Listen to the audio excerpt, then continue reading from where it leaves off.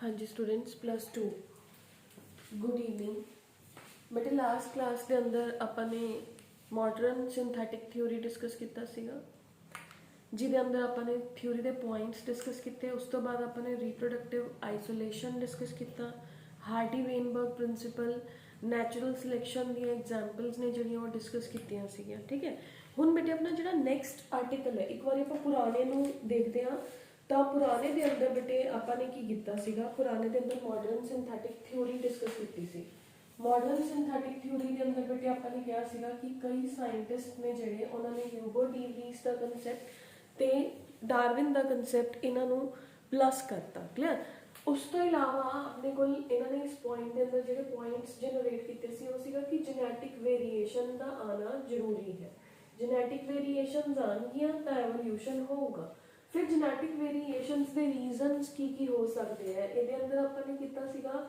ਕਿ ਜਿਹੜਾ ਹੈ ਆਪਣੇ ਕੋਲ ਜੈਨੇਟਿਕ ਡ੍ਰਿਫਟ ਸੀਗਾ ਜੀਨ ਦੀ ਫ੍ਰੀਕੁਐਂਸੀ ਦੇ ਅੰਦਰ ਚੇਂਜ ਆ ਜਾਣਾ ਇੱਕ ਸੀਗਾ ਮਾਈਗ੍ਰੇਸ਼ਨ ਇੱਕ ਪੋਪੂਲੇਸ਼ਨ ਆਪਣਾ ਨੇਟਿਵ ਪਲੇਸ ਛੱਡ ਕੇ ਕਿਤੇ ਹੋਰ ਜਾਂਦੀ ਹੈ ਰੀਪਰੋਡਿਊਸ ਕਰਦੀ ਹੈ ਇੱਕ ਆਪਾਂ ਨੇ ਇਹਦੇ ਅੰਦਰ ਕੀਤਾ ਬੋਟਲਨੈਕ ਇਫੈਕਟ ਕਿ ਅਗਰ ਜੰਗਲ ਦੇ ਅੰਦਰ ਅੱਗ ਲੱਗ ਜਾਂਦੀ ਹੈ ਤਾਂ ਜਿਹੜੀ ਪੋਪੂਲੇਸ਼ਨ ਬਚ ਗਈ ਮੰਨ ਲਓ 100 ਚੋਂ 10 ਬਚ ਗਏ ਤਾਂ ਉਹ 10 ਨੇ ਜਿਹੜੇ ਉਹ ਰੀਪਰੋਡਿਊਸ ਕਰਕੇ ਆਪਣੀ ਪੈਰੈਂਟਲ ਪੋਪੂਲੇਸ਼ਨ ਦੇ ਨਾਲੋਂ ਡਿਫਰੈਂਟ ਫੀਚਰਸ ਨੇ ਜਿਹੜੇ ਉਹਨਾਂ ਦੇ ਹੋਣਗੇ ਤਾਂ ਜੀਨਸ ਦੀ ਫ੍ਰੀਕੁਐਂਸੀ ਦੇ ਅੰਦਰ ਚੇਂਜ ਆ ਜਾਣਾ ਇਸ ਤੋਂ ਇਲਾਵਾ ਬੇਟੇ ਆਪਾਂ ਨੇ ਕੀਤਾ ਸੀਗਾ ਫਾਊਂਡਰਸ ਇਫੈਕਟ ਕਿ ਨਵੀਂ ਪੋਪੂਲੇਸ਼ਨ ਨਵੇਂ ਜੀਨਸ ਦਾ ਕ੍ਰੀਏਟ ਹੋਣਾ ਇੱਕ ਨੇਟਿਵ ਪਲੇਸ ਨੂੰ ਛੱਡ ਕੇ ਇੱਕ ਪੋਪੂਲੇਸ਼ਨ ਕਿਸੇ ਦੂਸਰੇ ਪਲੇਸ ਤੇ ਜਾਂਦੀ ਹੈ ਤਾਂ ਉੱਥੇ ਉਹਦੇ ਵਰਗੀ ਕੋਈ ਹੋਰ ਸਪੀਸ਼ੀਜ਼ ਜਿਹੜੀ ਹੈ ਉਹ ਨਹੀਂ ਹੋਣੀ ਚਾਹੀਦੀ ਜਦੋਂ ਉਹ ਇੰਡੀਵਿਜੂਅਲਸ ਆਪਸ ਦੇ ਅੰਦਰ ਹੀ ਰੀਪਰੋਡਿਊਸ ਕਰਨਗੇ ਤਾਂ ਉਹਨਾਂ ਦੀ ਜਿਹੜੇ ਜੀਨਸ ਦੀ ਫ੍ਰੀਕੁਐਂਸੀ ਹੈ ਆਪਣੀ ਪੈਰੈਂਟਲ ਪੋਪੂਲੇਸ਼ਨ ਦੇ ਨਾਲੋਂ ਨੇਟਿਵ ਜਿਹੜੀ ਪੋਪੂਲੇਸ਼ਨ ਸੀਗੀ ਉਹਦੇ ਨਾਲੋਂ ਡਿਫਰੈਂਟ ਹੋ ਜਾਊਗੀ ਫਿਰ ਇਹਦੇ ਅੰਦਰ ਆਪਾਂ ਨੇ ਰੀਪਰੋਡਕਟਿਵ ਆਈਸੋਲੇਸ਼ਨ ਡਿਸਕਸ ਕੀਤਾ ਰੀਪਰੋਡਕਟਿਵ ਆਈਸੋਲੇਸ਼ਨ ਕੀ ਜਿਹੜੀ ਸਪੀਸ਼ੀਜ਼ ਹੈ ਉਹ ਆਪਣੀ ਹੀ ਸਪੀਸ਼ੀਜ਼ ਦੇ ਨਾਲ ਰੀਪਰੋਡਿਊਸ ਕਰ ਸਕਦੀ ਹੈ ਇਹਦੇ ਕਈ ਰੀਜ਼ਨਸ ਦੱਸੇ ਸੀਗੇ ਆਪਾਂ ਨੇ ਇਹਦੇ ਰੀਜ਼ਨ ਸੀਗੇ ਕਿ ਜਿਓਗ੍ਰਾਫੀਕਲ ਆਈਸੋਲੇਸ਼ਨ ਹੁੰਦੀ ਹੈ ਜਿਹੜੇ ਗੈਮੀਟਸ ਨੇ ਉਹਨਾਂ ਦੀਆਂ ਸਰਫੇਸਿਸ ਨੇ ਜਿਹੜੀਆਂ ਉਹ ਡਿਫਰੈਂਟ ਹੁੰਦੀਆਂ ਨੇ ਤਾਂ ਆਪਣੀ ਹੀ ਸਪੀਸ਼ੀਜ਼ ਦੇ ਗੈਮੀਟਸ ਨੇ ਜਿਹੜੇ ਆਪਣੀ ਹੀ ਸਪੀਸ਼ੀਜ਼ ਦੇ ਨਾਲ ਫਿਊਜ਼ ਕਰ ਸਕਦੇ ਕਲੀਅਰ ਇਸ ਤੋਂ ਇਲਾਵਾ ਅਗਰ ਸੇਮ ਸਪੀਸ਼ੀਜ਼ ਦੇ ਦੋ ਇੰਡੀਵਿਜੂਅਲਸ ਬਹੁਤ ਦੂਰ ਹੈ ਤਾਂ ਉਹ ਜਿਓਗ੍ਰਾਫੀਕਲ ਆਈਸੋਲੇਸ਼ਨ ਹੈ ਕਿ ਉਹ ਜਿਓਗ੍ਰਾਫੀਕਲੀ ਇੱਕ ਦੂਸਰੇ ਨੂੰ ਮੀਟ ਨਹੀਂ ਕਰ ਸਕਦੇ ਤਾਂ ਜਿਹੜੇ ਵੀ ਉਹਨਾਂ ਦੇ ਨਜ਼ਦੀਕ ਨੇ ਉਹ ਉਹਨਾਂ ਦੇ ਨਾਲ ਹੀ ਰੀਪਰੋਡਿਊਸ ਕਰਨਗੇ ਫਿਰ ਆਪਾਂ ਨੇ ਕੀਤਾ ਐਗਜ਼ਾਮਪਲਸ ਆਫ ਨੈਚੁਰਲ ਸਿਲੈਕਸ਼ਨ ਕਿ ਜਿਹੜੀ ਨੈਚੁਰਲ ਸਿਲੈਕਸ਼ਨ ਹੈ ਨੇਚਰਸ ਫੋਰਸਿਸ ਨੇ ਉਹ ਲੱਗਦੀਆਂ ਨੇ ਤਾਂ ਨੈਚੁਰਲ ਸਿਲੈਕਸ਼ਨ ਦੀਆਂ ਆਪਾਂ ਨੇ ਸਬ ਟਾਈਪਸ ਨੇ ਜਿਹੜੀਆਂ ਪਹਿਲਾਂ ਤਾਂ ਆਪਾਂ ਨੈਚੁਰਲ ਸਿਲੈਕਸ਼ਨ ਦੀ ਐਗਜ਼ਾਮਪਲਸ ਡਿਸਕਸ ਕਰਦੇ ਬੇਟੇ ਨੈਚੁਰਲ ਸਿਲੈਕਸ਼ਨ ਦੀਆਂ ਐਗਜ਼ਾਮਪਲਸ ਕੀ ਸੀਗੀਆਂ ਕਿ ਨੇਚਰ ਹੈ ਜਿਹੜਾ ਉਹ ਆਪਣੀਆਂ ਫੋਰਸਿਸ ਲਗਾਉਂਦਾ ਡਾਰਵਿਨ ਨੇ ਕਿਹਾ ਕਿ ਜਿਹੜਾ ਕਮਜ਼ੋਰ ਹੈ ਉਹ ਖਤਮ ਹੋ ਜਾਂਦਾ ਹੈ ਤੇ ਜਿਹੜਾ ਸਟਰੋਂਗ ਹੈ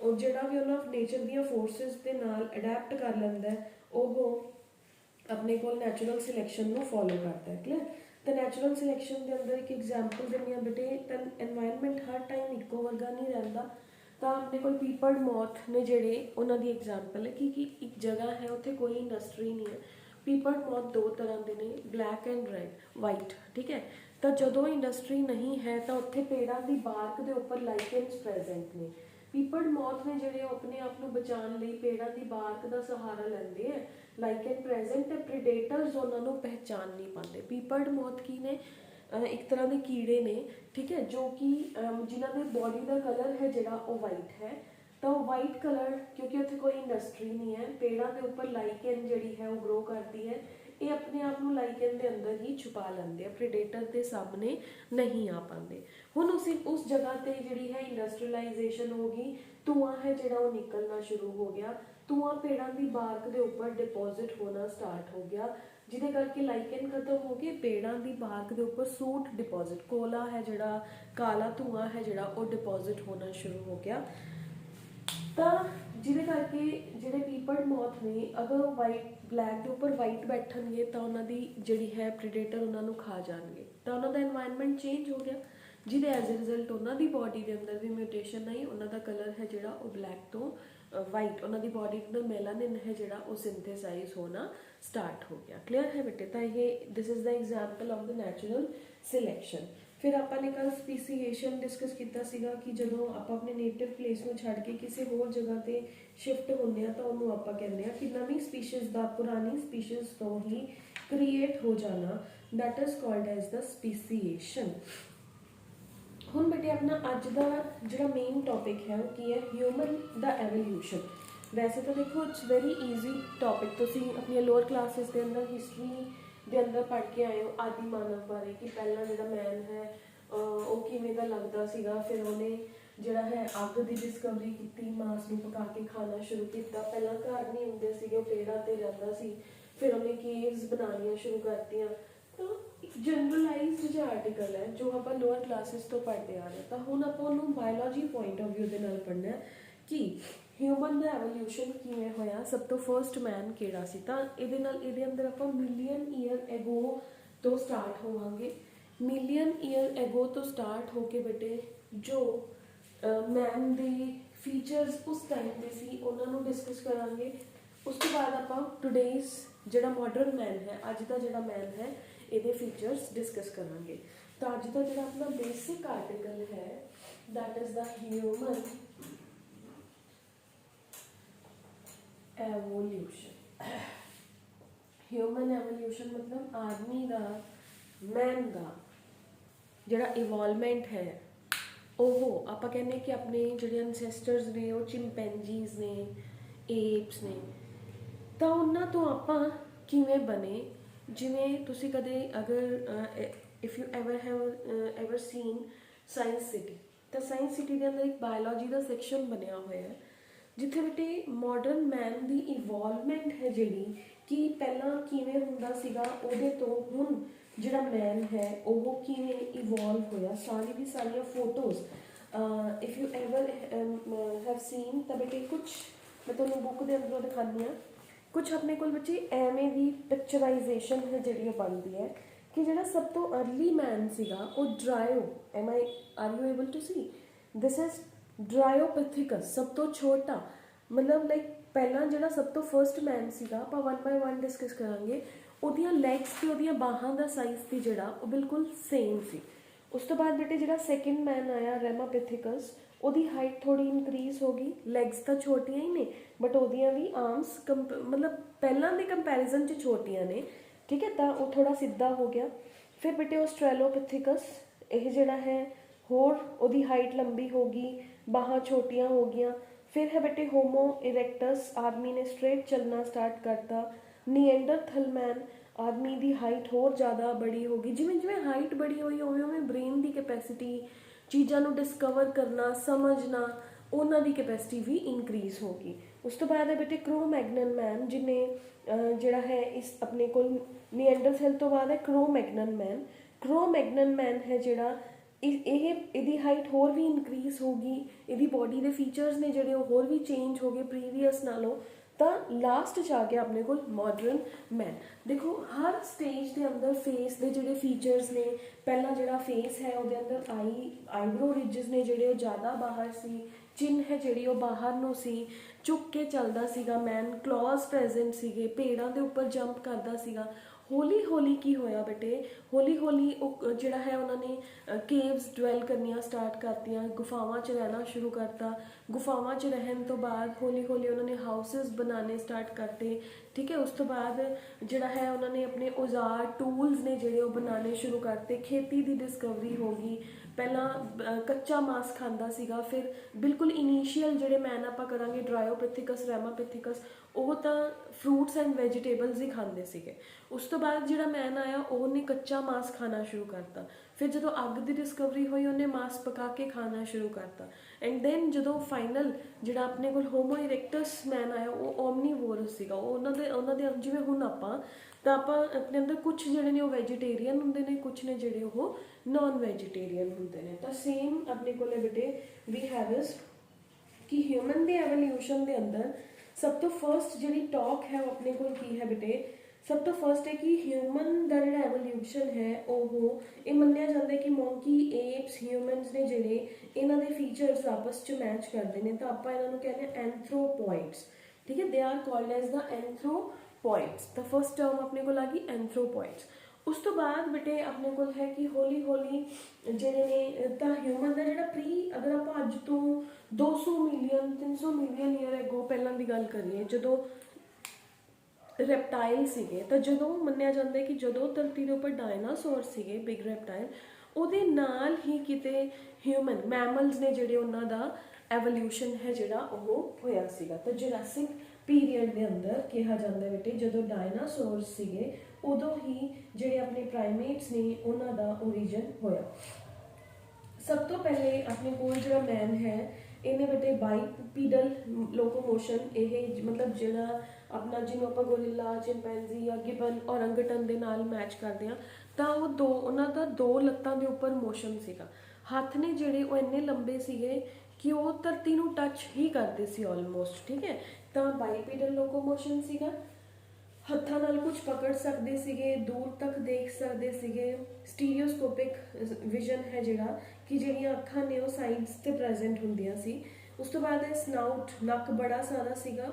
ਉਸ ਤੋਂ ਬਾਅਦ ਇਹ ਬ੍ਰੇਨ ਹੈ ਜਿਹੜਾ ਉਹਦੀ ਐਨਲਾਰਜਮੈਂਟ ਸੀਗੀ, ਮਤਲਬ ਉਹ ਇੰਟੈਲੀਜੈਂਟ ਸੀਗਾ।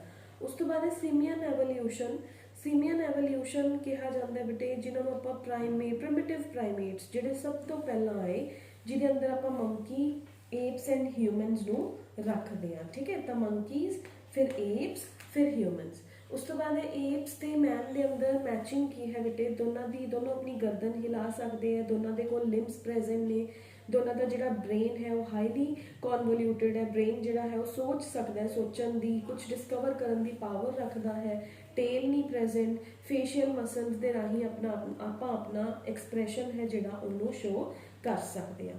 ਤਾਂ ਬੇਟੇ ਅਗਰ ਆਪਾਂ ਅੱਜ ਤੋਂ 150-200 ਮਿਲੀਅਨ ਈਅਰ ਅਗੋ ਦੀ ਗੱਲ ਕਰੀਏ ਤਾਂ ਜਿਹੜਾ ਹਿਊਮਨ ਹੈ ਉਹਨੂੰ ਏਪਸ ਦੇ ਨਾਲ ਮੈਚ ਕਰਦਾ ਕਿਹਾ ਗਿਆ। ਤਾਂ ਫਰਸਟ ਏਪ ਮੈਨ ਮਤਲਬ ਅੱਜ ਤੋਂ ਕਈ ਸਾਲ ਪਹਿਲੇ ਜਿਹਨੂੰ ਮੰਨਿਆ ਜਾਂਦਾ ਕਿ ਹਿਊਮਨ ਦੇ ਐਵੋਲਿਊਸ਼ਨ ਦੇ ਅੰਦਰ ਜਿਹਦਾ ਰੋਲ ਹੈ ਉਹਨੂੰ ਕਿਹਾ ਜਾਂਦਾ ਹੈ ਡਰਾਇਓਪਿਥੇਕਸ। ਡਰਾਇਓਪਿਥੇਕਸ, ਠੀਕ ਹੈ ਬੇਟੇ। ਤਾਂ ਇਹਦੇ ਜਿਹੜੇ ਅਵਸ਼ੇਸ਼ ਨੇ ਉਹ ਈਸਟ ਅਫਰੀਕਾ ਦੇ ਅੰਦਰ ਮਿਲੇ ਹੈ ਬੇਟੇ ਅੱਜ ਤੋਂ 25 ਮਿਲੀਅਨ ਈਅਰ ਅਗੋ। ਤਾਂ ਇਹ ਮੰਨਿਆ ਜਾਂਦਾ ਹੈ ਕਿ ਇਹ ਸਭ ਤੋਂ ਪੁਰਾਣਾ ਜਿਹੜਾ ਮੈਨ ਹੈ ਉਹ ਸੀਗਾ। ਤਾਂ ਦੈਟ ਇਜ਼ ਦਾ ਅਨਸੈਸਟਰ। ਇਸ ਤੋਂ ਬਾਅਦ ਬੇਟੇ ਆਪਣੇ ਕੋਲ ਆਇਆ ਅਗੇਨ ਏਪ ਲਾਈਕ ਮੈਨ ਹੀ ਸੀਗਾ, ਸੈਕਿੰਡ ਮੈਨ ਡਰਾਇਓਪਿਥੇਕਸ ਤੋਂ ਬਾਅਦ। You can move down your, ਠੀਕ ਹੈ। ਬੁੱਕ ਦੇ ਅੰਦਰ ਉਲਟਾ ਬਣਿਆ ਹੋਇਆ ਡਰਾਇਓਪਿਥੇਕਸ ਨੂੰ ਨੀਚੇ, ਫਿਰ ਰੈਮਾਪਿਥੇਕਸ। ਤਾਂ ਸੈਕਿੰਡ ਹੈ ਬੇਟੇ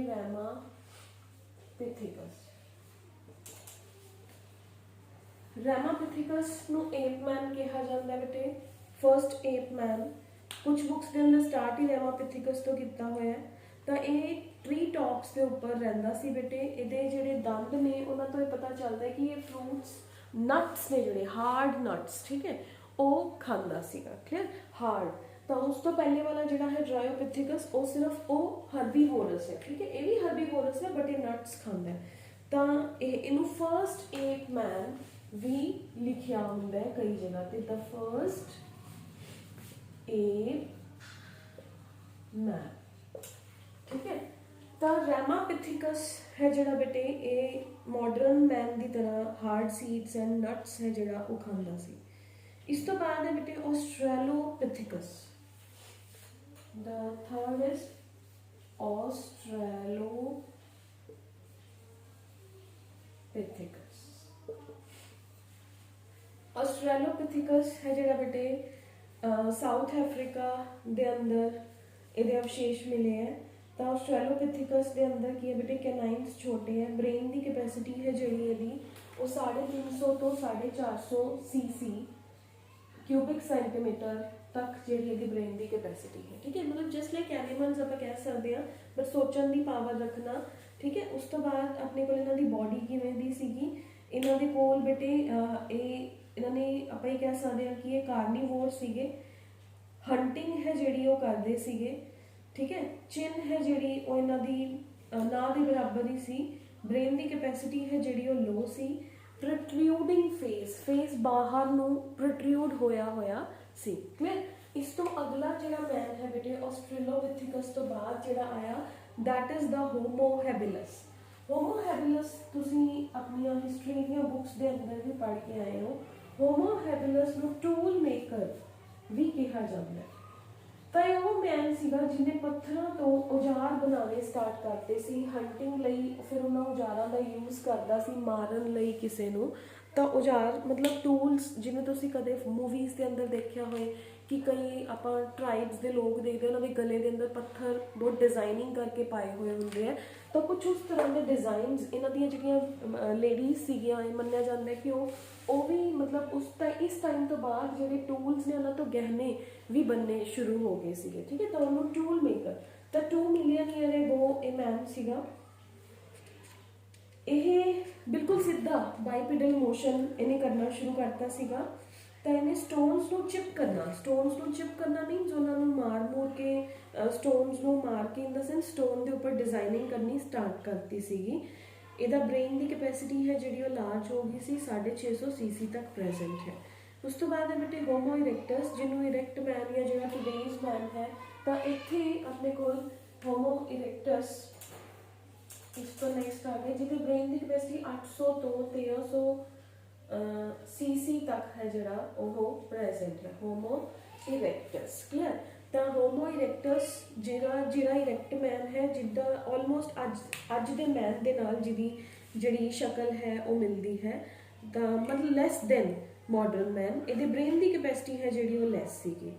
ਉਸ ਤੋਂ ਬਾਅਦ ਹੈ ਬੇਟੇ ਨੀਐਂਡਰਥਲ ਮੈਨ ਇਹ ਮੰਨਿਆ ਜਾਂਦਾ ਕਿ ਮਾਡਰਨ ਮੈਨ ਤੋਂ ਇੱਕ ਮੈਨ ਪਹਿਲੇ। ਉਸ ਤੋਂ ਬਾਅਦ ਹੈ ਬੇਟੇ homo sapien and then is the homo sapien. ਹਰ ਇੱਕ ਦੇ ਅੰਦਰ ਬੇਟੇ ਕੀ ਹੈ, ਤੁਸੀਂ ਇਹ ਬੁੱਕ 'ਚੋਂ ਪੜ੍ਹੋਗੇ ਤਾਂ ਜਾਂ ਆਪਣੇ ਨੋਟਸ 'ਚੋਂ ਪੜ੍ਹੋਗੇ ਤੁਹਾਨੂੰ ਈਜ਼ੀਲੀ ਕਿ ਹਰ ਇੱਕ ਦੇ ਅੰਦਰ ਦੇਖੋ, ਜਿਵੇਂ ਕਿਸੇ ਦੇ ਅੰਦਰ ਬੋਡੀ ਦੇ ਉੱਪਰ ਹੇਅਰਸ ਜ਼ਿਆਦਾ ਪ੍ਰੈਜ਼ੈਂਟ ਨੇ, ਇਹਨੇ ਟੂਲਸ ਦੀ ਡਿਸਕਵਰੀ ਕੀਤੀ। ਇਸ ਤੋਂ ਬਾਅਦ ਅਗਲੀ ਸਟੇਜ ਦੇ ਅੰਦਰ ਖੇਤੀ ਡਿਸਕਵਰ ਹੋ ਗਈ। ਫਿਰ ਉਸ ਤੋਂ ਬਾਅਦ ਹੈ ਜਿਹੜਾ ਖੇਤੀ ਤੋਂ ਬਾਅਦ ਕੱਪੜਾ ਡਿਸਕਵਰ ਹੋਇਆ, ਉਹਨਾਂ ਨੇ ਕੱਪੜਾ ਪਾਣਾ ਸਟਾਰਟ ਕਰਤਾ ਐਂਡ ਉਹਨਾਂ ਦੀ ਜਿਹੜੀ ਬੋਡੀ ਹੈ ਉਹਦੇ ਉੱਪਰ ਦੀ ਹੇਅਰਸ ਨੇ ਜਿਹੜੇ ਉਹ ਗਾਇਬ ਹੋਣੇ ਸਟਾਰਟ ਹੋ ਗਏ। ਤਾਂ ਜਿਹੜਾ ਨੀਐਂਡਰਥਲ ਮੈਨ ਹੈ ਬੇਟੇ, ਇਹਦੀ ਕ੍ਰੇਨੀਅਲ ਕੈਪੈਸਿਟੀ ਹੈ ਜਿਹੜੀ ਉਹ 1500 ਤੋਂ 1600 cc ਹੈ। ਆਈਜ਼ ਨੇ ਜਿਹੜਾ ਆਪਣੇ ਕੋਲ ਹੈਵੀ ਬ੍ਰੋ ਰਿਜਸ ਸੀਗੀਆਂ, ਇਹਨਾਂ ਦੀਆਂ ਜੌਜ਼ ਨੇ ਜਿਹੜੀਆਂ ਉਹ ਤਿੱਖੀਆਂ ਸੀ। ਇਹਨਾਂ ਨੇ ਆਪਣੇ ਆਪ ਨੂੰ ਕੱਪੜਿਆਂ ਦੇ ਅੰਦਰ ਛੁਪਾ ਕੇ ਰੱਖਣਾ ਸ਼ੁਰੂ ਕਰਤਾ। ਕੱਪੜਿਆਂ ਦੇ ਅੰਦਰ ਛੁਪਾਉਣਾ ਮੀਨਸ ਕੱਪੜੇ ਪਾਉਣਾ ਸਟਾਰਟ ਕਰਤਾ। ਫਿਰ ਹੈ ਬੇਟੇ ਹੋਮੋਸੇਪੀਅਨ ਹੈ ਜਿਹੜਾ ਇਹ ਵੀ ਆਪਣੀ ਜਿਹੜੇ ਕੱਪੜੇ ਨੂੰ ਯੂਜ਼ ਕਰਦੇ ਸੀਗੇ। ਇਹਨਾਂ ਦੀ ਬੋਡੀ ਦੇ ਉੱਪਰ ਹੇਅਰਸ ਨੇ ਜਿਹੜੇ ਉਹ ਘੱਟ ਸੀਗੇ। ਇਹਨਾਂ ਦੀ ਹਾਈਟ ਹੈ ਜਿਹੜੀ ਉਹ ਕੰਪੇਅਰ ਟੂ ਦਾ ਫਰਸਟ ਮੈਨ ਬਹੁਤ ਹੀ ਲੰਬੀ ਸੀਗੀ। ਫਿਰ ਉਸ ਤੋਂ ਬਾਅਦ ਆ ਗਿਆ modern man, that is homo sapien. ਇਹ ਤਾਂ ਤੁਸੀਂ ਆਪਣੇ ਕਰੈਕਟਰਸ ਹੀ ਨੇ ਸੇਮ ਟੂ ਸੇਮ ਕਿ ਸਕਲ ਦੇ ਬੋਨਸ ਦੇ ਅੰਦਰ ਪ੍ਰੈਜ਼ੈਂਟ ਹੈ। ਕ੍ਰੇਨੀਅਲ ਕੈਪੈਸਿਟੀ 1300 ਤੋਂ ਲੈ ਕੇ 1500 cc ਤੱਕ ਹੈ ਬੇਟੇ। ਮੋਸਟ ਇੰਟੈਲੀਜੈਂਟ ਮੈਨ ਜਿਹਨੂੰ ਕਿਹਾ ਜਾਂਦਾ। ਠੀਕ ਹੈ, ਤਾਂ ਅਗਰ ਆਪਾਂ ਕਹੀਏ ਕਿ ਹਿਊਮਨ ਦਾ ਐਵੋਲਿਊਸ਼ਨ ਹੋਇਆ ਤਾਂ ਦੇਖੋ ਮੈਂ ਤੁਹਾਨੂੰ ਫੋਟੋਜ਼ 'ਚ ਵੀ ਦਿਖਾਇਆ ਕਿ ਫਰਸਟ ਮੈਨ ਕਿਵੇਂ ਚੱਲ ਰਿਹਾ ਸੀ, ਫਿਰ ਸੈਕਿੰਡ ਮੈਨ, ਥਰਡ ਮੈਨ ਸਟ੍ਰੇਟ ਹੋਇਆ। ਬੋਡੀ ਦੇ ਉੱਪਰ ਹੇਅਰਸ ਪ੍ਰੈਜ਼ੈਂਟ ਸੀ। ਹੌਲੀ ਹੌਲੀ ਜਿਵੇਂ ਕੱਪੜੇ ਦੀ ਡਿਸਕਵਰੀ ਹੋਈ ਉਵੇਂ ਬੋਡੀ ਦੇ ਹੇਅਰਸ ਨੇ ਜਿਹੜੇ ਉਹ ਗਾਇਬ ਹੋ ਗਏ। ਫੇਸ ਹੈ ਜਿਹੜਾ ਉਹ ਬਾਹਰ ਨੂੰ ਬਰਸਟ ਪ੍ਰੋਟਰੂਡਿੰਗ ਫੇਸ ਸੀਗਾ, ਉਹ ਹੌਲੀ ਅੰਦਰ ਨੂੰ ਜਾਣਾ ਸ਼ੁਰੂ ਕਰ ਗਿਆ। ਬ੍ਰੋ ਰਿਜਸ ਕਾਫੀ ਬਾਹਰ ਨੂੰ ਸੀਗੇ, ਉਹ ਬ੍ਰੋ ਰਿਜਸ ਹੌਲੀ ਅੰਦਰ ਨੂੰ ਜਾਣੇ ਸਟਾਰਟ ਹੋ ਗਏ। ਤਾਂ ਆਪਣੇ ਕੋਲ these are the changes in the man। ਠੀਕ ਹੈ, ਤਾਂ ਮੈਨ ਦੇ ਬ੍ਰੇਨ ਦਾ ਸਾਈਜ਼ ਇਨਕਰੀਜ਼ ਹੋ ਗਿਆ, ਇਰੈਕਟ ਪੋਸਚਰ ਹੋ ਗਿਆ, ਕ੍ਰੇਨੀਅਮ ਦੀ ਕੈਪੈਸਿਟੀ ਹੈ ਜਿਹੜੀ ਉਹ ਇਨਕਰੀਜ਼ ਹੋ ਗਈ, ਜਿਹੜੀ ਨੈਕ ਹੈ ਉਹਦੀ ਮੋਬਿਲਿਟੀ ਰਾਈਜ਼ ਹੋ ਗਈ, ਜਿਹੜੇ ਹੈਂਡਸ ਨੇ ਉਹਨਾਂ ਨੇ ਗ੍ਰੈਸਪਿੰਗ ਪਾਵਰ ਇਨਕਰੀਜ਼ ਕਰਤੀ, ਬੋਡੀ ਦੇ ਉੱਪਰ ਹੇਅਰਸ ਦੀ ਰਿਡਕਸ਼ਨ ਹੋ ਗਈ, ਵਰਟੀਬਰਲ ਕਾਲਮ ਹੈ ਜਿਹੜਾ ਉਹ ਸਟ੍ਰੇਟ ਹੋ ਗਿਆ। ਤਾਂ ਫਰਸਟ ਮੈਨ ਹੈ ਬੇਟੇ ਜਿਹੜਾ ਡਰਾਇਓਪਿਥਿਕਸ, ਉਹ ਅੱਜ ਤੋਂ 25 ਮਿਲੀਅਨ ਈਅਰ ਐਗੋ ਮੰਨਿਆ ਜਾਂਦਾ ਪ੍ਰੈਜ਼ੈਂਟ ਸੀ। ਤਾਂ ਫਰੂਟਸ, ਨਟਸ, ਲੀਵਸ ਖਾਂਦਾ ਸੀਗਾ। ਠੀਕ ਹੈ, ਉਹਦੀ ਬੋਡੀ ਦੇ ਇੰਪੋਰਟੈਂਟ ਫੀਚਰ ਕੀ ਸੀਗੇ ਕਿ ਉਹਦੀਆਂ ਆਰਮਸ ਨੇ ਜਿਹੜੀਆਂ ਉਹਦੀਆਂ ਲੱਤਾਂ ਦੇ ਬਰਾਬਰ ਦੇ ਸਾਈਜ਼ ਦੀਆਂ ਹੀ ਸੀ। ਰੈਮੋਪਿਥਿਕਸ ਅੱਜ ਤੋਂ 15 ਮਿਲੀਅਨ ਈਅਰ ਐਗੋ ਪ੍ਰੈਜ਼ੈਂਟ ਸੀ, ਸੀਡਸ ਐਂਡ ਨਟ ਖਾਂਦਾ ਸੀਗਾ। ਕੈਨਾਈਨਸ ਛੋਟੇ ਸੀਗੇ, ਮੋਲਰਸ ਯਾਨੀ ਕਿ ਜਾੜਾਂ ਨੇ ਜਿਹੜੀਆਂ ਉਹ ਵੱਡੀਆਂ ਸੀ। ਆਸਟ੍ਰੇਲੋਪਿਥਿਕਸ ਜੋ ਕਿ 4-5 ਬਿਲੀਅਨ ਈਅਰ ਐਗੋ ਪ੍ਰੈਜ਼ੈਂਟ ਸੀਗੇ। ਇਹਦੇ ਬ੍ਰੇਨ ਦੀ ਕੈਪੈਸਿਟੀ ਹੈ ਜਿਹੜੀ ਉਹ 450। ਇਸ ਤੋਂ ਪਹਿਲਾਂ ਡਰਾਇਓ ਤੇ ਰੈਮਾ ਦੇ ਬ੍ਰੇਨ ਦੀ ਕੈਪੈਸਿਟੀ ਬਾਰੇ ਕੋਈ ਇੰਨਾ ਅੰਦਾਜ਼ਾ ਹੈ ਜਿਹੜਾ ਉਹ ਪ੍ਰੈਜ਼ੈਂਟ ਨਹੀਂ ਹੈਗਾ। ਤਾਂ ਆਸਟ੍ਰੇਲੋਪਿਥਿਕਸ ਹੈ ਜਿਹੜਾ ਇਹ ਵੀ ਹਰਬੀਵੋਰ ਸੀਗਾ। ਤਾਂ ਇਹ ਆਪਣੇ ਕੋਲ ਹੈ, ਇਹਦਾ ਮੇਨ ਫੀਚਰ ਕੀ ਸੀਗਾ ਕਿ ਇਹ ਪੇੜਾਂ ਦੇ ਉੱਪਰ ਰਹਿੰਦਾ ਸੀ ਆਸਟ੍ਰੇਲੋਪਿਥਿਕਸ। ਫਿਰ ਉਸ ਤੋਂ ਬਾਅਦ ਹੈ ਬੇਟੇ ਹੋਮੋ ਹੈਬਿਲਸ, ਇਹ ਵੀ ਅੱਜ ਤੋਂ 2 ਮਿਲੀਅਨ ਈਅਰ ਐਗੋ ਪ੍ਰੈਜ਼ੈਂਟ ਸੀ ਬੇਟੇ। ਇਹ ਕਾਰਨੀਵੋਰਸ ਸੀਗਾ, ਯਾਨੀ ਕਿ ਇਹਨੇ ਟੂਲਸ ਨੇ ਜਿਹੜੇ ਸਟੋਨ ਟੂਲਸ ਉਹ ਬਣਾਏ ਹੰਟਿੰਗ ਲਈ। ਹੋਮੋ ਇਰੈਕਟਸ ਇਰੈਕਟ ਮੈਨ ਹੈ, ਓਮਨੀਵੋਰਸ ਹੈ। ਫਿਰ ਹੋਮੋ ਨੀਐਂਡਰਥਲ ਮੈਨ ਹੈ, ਓਮਨੀਵੋਰਸ ਹੈ, ਕੇਵ ਡਵੈਲਰ। ਹੋਮੋਸੇਪੀਅਨ ਜਿਹਦੀਆਂ ਸਟਰੋਂਗ ਜੌਜ਼ ਨੇ, ਜਿਹਨੇ ਆਰਟ ਕਲਚਰ ਸਟਾਰਟ ਕੀਤਾ, ਐਂਡ ਹੋਮੋਸੇਪੀਅਨ ਸੇਪੀਅਨ ਜੋ ਕਿ ਅੱਜ ਦਾ ਮੈਨ ਹੈ, ਜੋ ਲੈਂਗੁਏਜਸ ਬੋਲਦਾ ਹੈ, ਟੈਕਨੋਲੋਜੀ ਨਾਲ ਚੱਲਦਾ ਹੈ। So this is the human evolution ਕਿ ਆਪਾਂ ਕਿੰਨੇ ਬਿਲੀਅਨ ਈਅਰ ਐਗੋ ਚੱਲੇ ਤੇ ਆਪਾਂ ਅੱਜ ਕਿਵੇਂ ਹੋ ਗਏ। ਅਗਰ ਤੁਸੀਂ ਬੁੱਕਸ ਦੇ ਅੰਦਰ ਪਿਕਚਰਸ ਦੇਖੋਗੇ ਤਾਂ ਤੁਹਾਨੂੰ ਸਕਲਸ ਨੇ ਜਿਹੜੀਆਂ ਉਹ ਨਾਲ ਨਾਲ ਦਿੱਤੀਆਂ ਹੋਈਆਂ ਨੇ ਕਿ ਕਿਹੜੇ ਮੈਨ ਦੀ ਸਕਲ ਹੈ ਜਿਹੜੀ ਉਹ ਕਿਵੇਂ ਦੀ ਸੀ। ਤਾਂ ਇੱਕ ਹਿਊਮਨ ਦੇ ਐਵੋਲਿਊਸ਼ਨ ਦਾ ਟਰੀ ਵੀ ਬਣਾਇਆ ਹੋਇਆ। ਟਰੀ ਮਤਲਬ ਪਹਿਲਾਂ ਫਸਟ ਮੈਨ ਕਿਵੇਂ ਦਾ ਸੀ, ਸੈਕਿੰਡ ਮੈਨ ਕਿਵੇਂ ਦਾ ਹੈ, ਥਰਡ ਕਿਵੇਂ ਦਾ ਹੈ। ਹਰ ਇੱਕ ਦੇ ਅੰਦਰ ਬੋਡੀ ਦਾ ਜਿਹੜਾ ਪੋਸਚਰ ਹੈ, ਚੱਲਣ ਦਾ ਸਟਾਈਲ ਹੈ ਜਿਹੜਾ, ਉਹ ਤੁਸੀਂ ਦੇਖੋਗੇ ਫੇਸ ਦੀ ਪੋਜੀਸ਼ਨ ਹੈ ਜਿਹੜੀ ਉਹ ਚੇਂਜ ਹੁੰਦੀ ਜਾ ਰਹੀ ਹੈ। ਤਾਂ that is all about the human evolution। ਠੀਕ ਹੈ ਬੇਟੇ, ਤਾਂ ਕਿਵੇਂ ਕਿਵੇਂ ਮੈਨ ਦੇ ਅੰਦਰ ਚੇਂਜਸ ਆਏ। ਤਾਂ ਇਹ ਪਤਾ ਕਿਵੇਂ ਚੱਲਿਆ ਅੱਜ ਦੀ ਡੇਟ ਦੇ ਅੰਦਰ ਕਿ ਹਿਊਮਨ ਦਾ ਐਵੋਲਿਊਸ਼ਨ ਹੋਇਆ, ਆਪਾਂ ਮੰਕੀਜ਼ ਦੇ ਨਾਲ ਜਾਂ ਏਪਸ ਦੇ ਨਾਲ ਮਿਲਦੇ ਹਾਂ। ਇਹ ਪਤਾ ਚੱਲਿਆ ਬੇਟੇ ਆਪਣੀ ਕੈਰੀਓਟਾਈਪਿੰਗ ਤੋਂ, ਕ੍ਰੋਮੋਜ਼ੋਮਸ DNA ਦੀ ਮੈਚਿੰਗ ਹੋਈ, ਤਾਂ ਬਹੁਤ ਸਾਰੇ ਉਹਨਾਂ ਦੇ ਅੰਦਰ ਜਿਹੜੇ ਐਵੀਡੈਂਸਿਸ ਨੇ ਬਲੱਡ ਪ੍ਰੋਟੀਨਸ ਦੇ ਅੰਦਰ DNA ਦੀ ਸੀਕੁਐਂਸਿੰਗ, ਕ੍ਰੋਮੋਜ਼ੋਮਸ ਦੀ ਜਿਹੜੀ ਐਵੀਡੈਂਸਿਸ ਨੇ ਉਹ ਮਿਲੇ। ਤਾਂ ਬਲੱਡ ਗਰੁੱਪਸ ਉਹਨਾਂ ਦੇ ਅੰਦਰ ਵੀ ਇਹੀ ABO ਬਲੱਡ ਗਰੁੱਪਿੰਗ ਹੈ, ਆਪਣੇ ਅੰਦਰ ਵੀ ਪ੍ਰੋਟੀਨਸ ਦੇ ਅੰਦਰ ਸਿਮਿਲੈਰਿਟੀ ਸੀ। ਤਾਂ ਬੇਟੇ ਇਹਨਾਂ ਤੋਂ ਪਤਾ ਚੱਲਿਆ ਕਿ ਏਪਸ ਨੇ ਜਿਹੜੇ ਜਾਂ ਔਰੰਗਟਨਸ ਇਹ ਆਪਣੇ ਅਨਸੈਸਟਰਸ ਨੇ। ਠੀਕ ਹੈ, ਤਾਂ ਬੇਟੇ ਇੱਥੇ ਆਪਾਂ ਇੱਕ ਚੀਜ਼ ਦਾ ਧਿਆਨ ਰੱਖਣਾ ਹੈ ਕਿ ਜਿਹੜੀ ਹਿਊਮਨ ਦੀ ਅਨਸੈਸਟਰੀ ਹੈ, ਇਹਦੇ 'ਚੋਂ ਤੁਹਾਨੂੰ ਪੇਪਰ 'ਚ ਕਿਵੇਂ ਆਉਂਦਾ ਹੈ ਕਿ ਤੁਹਾਨੂੰ ਮੰਨ ਲਓ ਸਪੋਜ਼ ਤੁਹਾਨੂੰ ਬੇਟੇ ਆਪਣੇ ਆਪ ਤੁਹਾਡੀ ਬੁੱਕਸ ਦੇ ਲਾਸਟ 'ਚ ਇੱਕ ਫਲੋ ਚਾਰਟ ਬਣਿਆ ਵੀ ਹੋਇਆ। ਤੁਹਾਨੂੰ ਉਸ ਫਲੋ ਚਾਰਟ ਦੇ ਅੰਦਰ ਬ੍ਰੇਨ ਦੀ ਕੈਪੈਸਿਟੀ ਜਾਂ ਉਹ ਕਿਵੇਂ ਖਾਂਦਾ ਸੀ, ਕਿਹੜੇ ਮੈਨ ਨੇ ਟੂਲਸ ਡਿਸਕਵਰ ਕੀਤੇ, ਇਹ ਚੀਜ਼ ਯਾਦ ਰੱਖਣੀ ਹੈ। 1 ਮਾਰਕ ਦੇ ਅੰਦਰ ਜਾਂ 2 ਮਾਰਕ ਦੇ ਅੰਦਰ ਪੁੱਛ ਲਿਆ ਜਾਂਦਾ ਹੈ ਕਿ ਕੇਵ ਡਵੈਲਰਸ ਕੌਣ ਸੀਗੇ।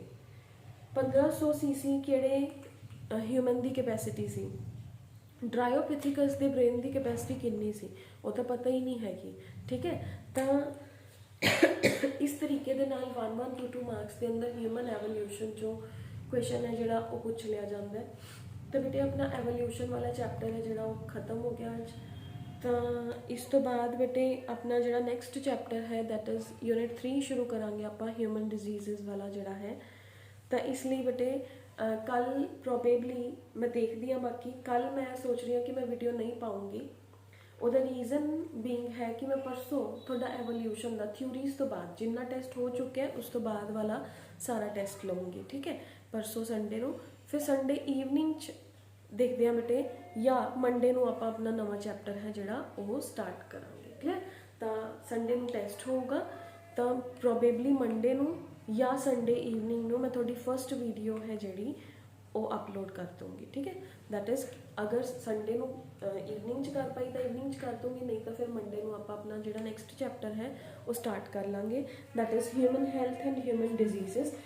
ਉਹ ਇਸ ਸੰਡੇ ਨੂੰ ਮੈਂ ਇਸ ਕਰਕੇ ਡਿਲੇ ਕਰ ਰਹੀ ਹਾਂ ਬੇਟੇ ਕਿਉਂਕਿ ਪ੍ਰੋਬੇਬਲੀ ਹਜੇ ਆਪਾਂ ਨੋਟਸ ਨਹੀਂ ਦਿੱਤੇ। ਤਾਂ ਫਿਰ ਅਗਰ ਜਿਹੜੇ ਬੱਚੇ ਮੰਡੇ ਨੂੰ ਕਲਾਸ 'ਚ ਮੈਨੂੰ ਮਿਲਣਗੇ ਮੈਂ ਉਹਨਾਂ ਨੂੰ ਉੱਥੇ ਹੀ ਉਹਨਾਂ ਦੇ ਨੋਟਸ ਨੇ ਜਿਹੜੇ ਉਹ ਦੇ ਦੂੰਗੀ, ਅਤੇ ਬਾਕੀ ਬੱਚਿਆਂ ਨੂੰ ਫਿਰ ਮੈਂ ਇਨਫੋਰਮ ਕਰ ਦੂੰਗੀ ਜਿਹੜੇ ਆਨਲਾਈਨ ਲਗਾ ਰਹੇ ਨੇ ਕਿ ਉਹ ਆਪਣੇ ਨੋਟਸ ਕਿੱਥੋਂ ਦੇ ਪਿਕ ਕਰਨ। ਠੀਕ ਹੈ, ਥੈਂਕ ਯੂ ਸੋ ਮਚ।